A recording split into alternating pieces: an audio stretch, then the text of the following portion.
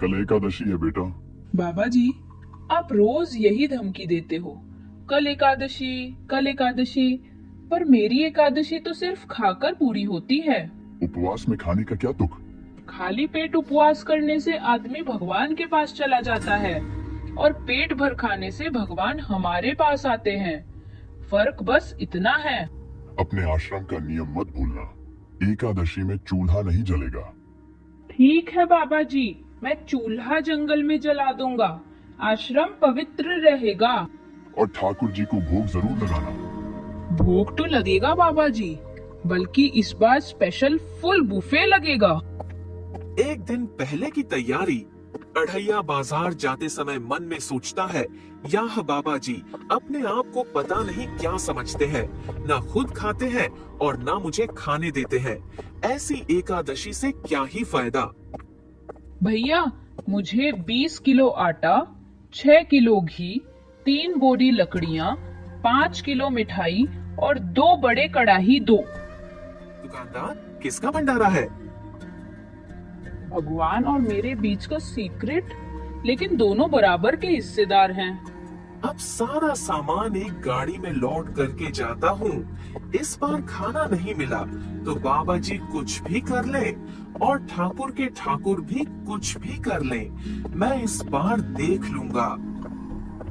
हर बार कुछ न कुछ गड़बड़ हो ही जाती है। न खाने को मिलता है न चैन से बैठने को। बच्चा, तुम आ गए, बहुत टाइम लगा दिया। बाबा जी, मेरा दिमाग और खराब मत करो। पहले से ही मेरा दिमाग बहुत खराब है। एक तो आप एकादशी वाले दिन खाना नहीं बनाने देते और ऊपर से बोलते हो जंगल में जाकर बना ले रसोई। और तुम्हारे ठाकुर भी आ जाते हैं खाना खाने। पहले तो ठाकुर आते थे, अब तो ठाकुर के ठाकुर भी आने लगे हैं। ठाकुर के ठाकुर को देखो, वाह! अपने साथ भूत प्रेत को भी लेकर आते हैं। हाँ नहीं कि अपने आप चुपचाप चले जाएं। जैसे आप से परेशान करते हो, वैसे वह भी मुझे परेशान करते हैं। पता नहीं बच्चे की जान लेकर ही मानेंगे क्या?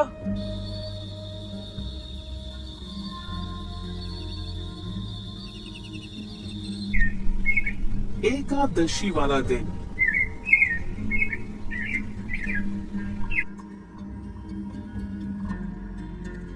अढ़ैया आश्रम से सामान लेकर आता है।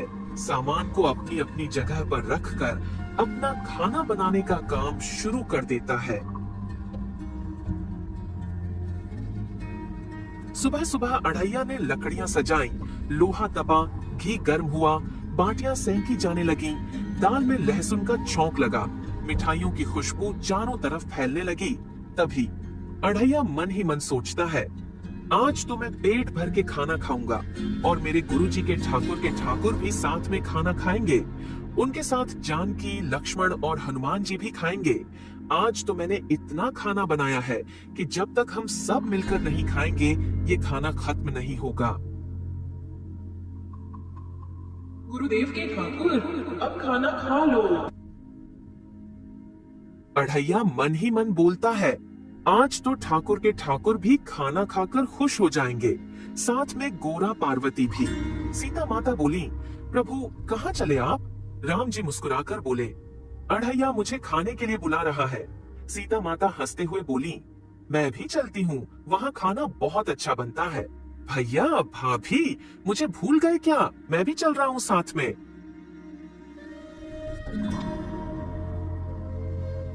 प्रभु इस छोटे से सेवक को भी साथ ले चलिए, मैं भी थोड़ा सा कुछ खा लूंगा। सब मिलकर जंगल की तरफ जाने लगते हैं और मन ही मन सोचते हैं, ऐसा क्या बनाया होगा स्पेशल? हर बार की तरह बाटी तो नहीं बनाई है, या इस बार कुछ और खास बनाया है? सोचते सोचते सब आगे बढ़ते जाते हैं। आओ ठाकुर जी, जानकी जी, लक्ष्मण जी और हनुमान जी। आओ ठाकुर, बैठने की जगह मैंने वीआईपी बनाई है। शिवजी पार्वती जी से बोले, आज अढ़ैया ने रसोई बनाई है। राम जी, सीता जी, हनुमान जी सब जा रहे हैं। तुम भी चलोगी क्या मेरे साथ? पार्वती जी, जी प्रभु चलूंगी।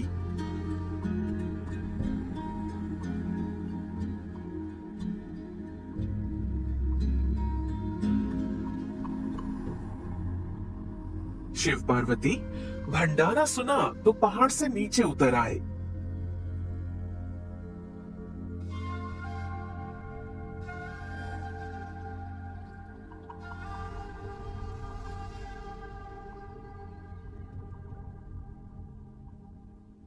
ठाकुर जी, अब ये बच्चा कौन आ गया यहाँ पर? और ये किसका बच्चा है ठाकुर? अरे यार, तू 2 मिनट रुक तो जा, एक बार सही से देखने को दे। ये तो गणेश जी हैं, हमारे ठाकुर जी के लड़के। अच्छा जी, तो जोर से बोलो, गणपति बप्पा मोरया। आइए गणेश जी, आपके माता पिता भी आए हैं।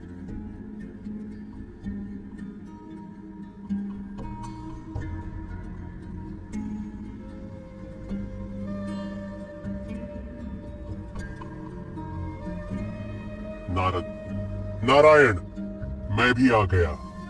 ठाकुर, और ये कौन आ रहा है? सूखा सा इंसान लग रहा है। इसको भी आपने ही बुलाया है? पहले की तरह आप हर बार किसी ना किसी को अपने साथ लेकर आते रहते हो ठाकुर। बोलो। यार अड़ैया, सच में मुझे कुछ नहीं पता कि ये सब क्या हो रहा है। इनको बुलाया किसने? मैंने नहीं बुलाया। मेरी बात को सच मान यार। ठाकुर, ये तो नारद जी है ना, जो इधर की बात उधर करते हैं, जो चुगली करने में एक नंबर है। अड़ैया यार चुप हो जा, मरवाएगा क्या? अढ़ैया और राम जी के बीच बहसबाजी हो रही थी कि पीछे से इंद्रदेव भी आ गए। इंद्रदेव को देखकर अढ़ैया मन ही मन सोचता है, अब कौन आ गए हैं? बताओ ठाकुर। कोई नहीं अढ़ैया, 3 तो आए हैं, इतना तो खाना होगा ही ना। ठाकुर जी, मैं तो उन सबका नौकर हूँ ना, इससे अच्छा तो मैं एकादशी को उपवास रख लूं।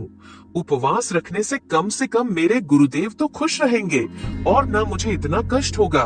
इंद्र, आज बारिश नहीं करूंगा क्योंकि यहाँ बाटी भीग जाएगी। इंद्रदेव, आप अपने आप को क्या समझते हो?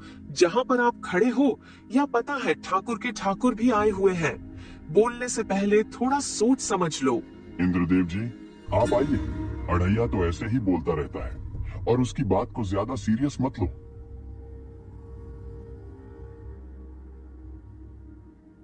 ठाकुर जी, ये सब क्या हो रहा है? एक एक करके ये सब कौन आ रहे हैं? कुछ बताओ, ये हो क्या रहा है? किसने बुलाया है? मुझे तो लगता है ठाकुर आपने ही बुलाया है। बुलाया है तो बताओ, नहीं तो मैं आश्रम जा रहा हूँ। आप खा लो आराम से। अरे यार अढ़ैया, सच में मुझे कुछ नहीं पता। और जरा धीरे से बोल, नहीं तो ठाकुर जी आ जाएंगे। पीछे ही बैठे हैं, क्यों मेरी बेइज्जती करने में लगा हुआ है अढ़ैया? थोड़ी तो शर्म कर ले यार, मैं तेरे गुरुजी का ठाकुर हूँ, इतनी तो शर्म कर ले मेरे यार। इतना कहते कहते पीछे से आवाज आती है, क्या हो गया? क्यों लड़ रहे हो तुम दोनों? अरे ठाकुर के ठाकुर जी, एक एक करके देखो ना, कितने आ गए हैं। मुझे तो लगता है ये सब गुरुजी के ठाकुर ने ही बुलाए हैं, और अब ये सब मुझ पर ही चिल्ला रहे हैं। अब आप ही देखें ठाकुर जी, मैं तो बस रसोई बना रहा था। इतनी बात हो ही रही थी कि पीछे से अचानक कोई भारी आवाज आती है। अढ़ैया चौंक कर, अब ये कौन आ गया ठाकुर जी? हम हैं यम, यम है हम ही हैं यम। राम जी और शिव जी को मेरा प्रणाम। देवलोक तक खुशबू आ रही थी भंडारे की, तो मैंने सोचा मैं भी आकर खा लूं। राम जी, शिव जी, बताइए ना, मैंने आकर कोई गलती तो नहीं की? शिव जी आइए ना, यमराज जी आपसे बेर लेकर हमें स्वर्ग लोक में रहना है। कृपा करके आप जरूर आइए प्रभु। अरे ठाकुर के ठाकुर जी, ये तो पूरा देव संसद आ गई है। मेरा 20 किलो आटा तो पलक झपकते ही उड़ जाएगा। यार तू चुप हो जा, देख तो ले, सामने यमराज जी हैं, थोड़ी तो शर्म कर। यमराज जी चलिए भोजन ग्रहण करते हैं। अढ़ैया खाना देखने आता है, देखते ही उसके होश उड़ जाते हैं। यहाँ तो सब खाने लग गए, ठाकुर को तो किसी ने पूछा ही नहीं। ठाकुर को छोड़ो, मुझे भी नहीं पूछा। ऐसा हो सकता है जिसने इतनी मेहनत की उसको भी नहीं पूछा, जो सारा सामान लेकर आया, बनाया, कांटा पकाया, उनको भी नहीं पूछा। हाँ तो खाने ऐसे लग गए जैसे बुक्कड़ पता नहीं कितने साल से है। ठाकुर जी आप यहाँ पर जल्दी आओ और यहाँ पर आकर देखो कि यह सब खाने बैठ गए हैं बिना किसी को भोग लगाए। मेरे गुरुदेव ने तो बोला है कि आप कम से कम ठाकुर को पहले भोग लगाओ, उसके बाद खाना खाया करो। यहाँ तो किसी ने नहीं भोग लगाया। ठाकुर जी, जल्दी आके देखो, यहाँ तो बिना किसी को भोग लगाए ऐसे बैठे हैं, जैसे कि कभी इन्हें खाने को कुछ मिलता ही नहीं। शिव जी, अभी तो मेरे ठाकुर जी भी आने वाले हैं। अगर वहाँ आए और खाना खत्म हो गया तो मैं क्या बोलूंगा उन्हें कि आज भंडारा समाप्त हो गया समय से पहले। ओ तेरी तो, ठाकुर जी के ठाकुर जी, उनके भी ठाकुर जी आने वाले हैं। लग तो ऐसे रहा है जैसे किसी फिल्म की शूटिंग चल रही हो। एक के बाद एक ठासु एंट्री होती जा रही है। सिर्फ 20 किलो आटे का क्या ही होगा। राम जी, शिव जी, अढ़ैया, इन सब की बात हो ही रही थी कि पीछे से ब्रह्मा जी भी आ गए। अरे, ब्रह्मा जी को देखकर तो अब सच में लग रहा है आज पूरा ब्रह्मांड ही खाने पर उतर आया है। ब्रह्मा जी और यमराज जी तो भोजन करने चले गए। उनके जाते ही पीछे से पाताल लोक के राक्षस, भूत प्रेत सब आ धमके। देखते ही देखते खाने पर ऐसे टूट पड़े जैसे सदियों से भूखे हों। कोई बाटी उठा रहा था, कोई दाल में मुंह डाल रहा था। अढ़ैया इधर उधर सबको देखने लगा, कभी भूत प्रेत को, कभी ठाकुर को, कभी उनके ठाकुर को, कभी यमराज को, तो कभी किसी और को। फिर अपने आप से बड़बड़ाने लगा, गुरुदेव, बन गई मेरी एकादशी। इससे अच्छा तो एकादशी वाले दिन भूखा ही रह लेता। जिनको बुलाया था वो भी आए, जिनको नहीं बुलाया था वो भी आ गए। बाटी खत्म, लड्डू खत्म, चूरमा खत्म, घी खत्म, दाल खत्म, सब खत्म।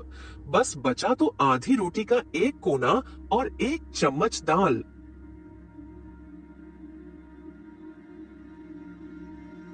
अड़ैया, मेरे बच्चे, क्या हुआ? अढ़ैया, ये मुझ पर अनन्य भक्ति है या अनन्य भूख?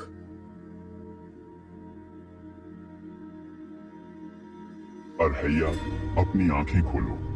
अढ़ैया, तेरी सेवा देखकर मैं तुझे आशीर्वाद देता हूँ। अब स्वर्ग, पाताल, धरती, तीनों लोकों का मुख्य रसोइया तू होगा। मतलब मैं जिंदगी भर बाटी सेंकता रहूं? हाँ, लेकिन घी आटा अनलिमिटेड और खाने वालों की प्रशंसा भी। तो फिर बोलो, जय बाटी महामहोत्सव एकादशी।